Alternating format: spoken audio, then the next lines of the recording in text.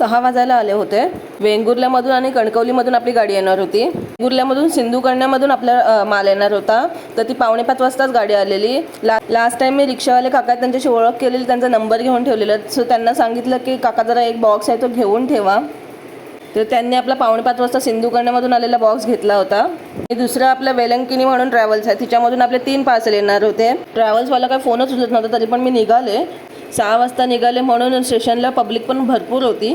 6:05 डोंबिवलीवरून येणारी CST लागली होती, ती सुद्धा वेळेत आली। मग ती ट्रेन पकडल्या आणि पटकन गेले कळव्याला। अंधारही नव्हता आणि माणसंही चालू होती, सो मी चालतच गेले मग कळव्या नाक्यापर्यंत। वेलंकिनी ट्रॅव्हल्सला मी 4 वाजल्यापासून कॉन्टॅक्ट करत होती, पण एकही फोन उचलला नाही। बापरे, मी इथे 6:30ला पोचले। विदाऊट फिल्टरमध्ये सेल्फी काढली तर बरोबर दिसत नव्हते, म्हणून फिल्टर लावून एक सेल्फी काढली छान अशी। त्याच्यानंतरला पुढे चालत होते, तर ही लोक जे ज्वेलर्स शॉपसमोर रस्ता साफ करतात त्यांना खरंच सोनं भेटतं का?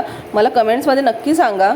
7:30 वाजायला आले होते, पण ट्रॅव्हल्सवाल्यांचा काहीच रिस्पॉन्स नव्हता। शेवटी सप्लायरला मी फोन केला, त्याच्याशी कॉन्टॅक्ट केला, तो बोलला वेट कर। रिक्षावाल्या काकांनाही विचारलं की वेलंकिनी येऊन गेली का, तर ते बोलतात की नाही, काहीतरी ॲक्सिडेंट झालं म्हणून गाड्या लेट आहेत।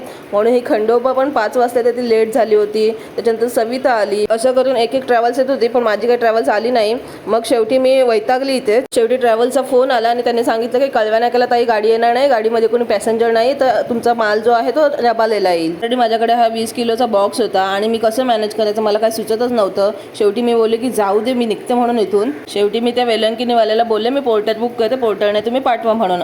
मग हा बॉक्स घेऊन मी चालले घरी।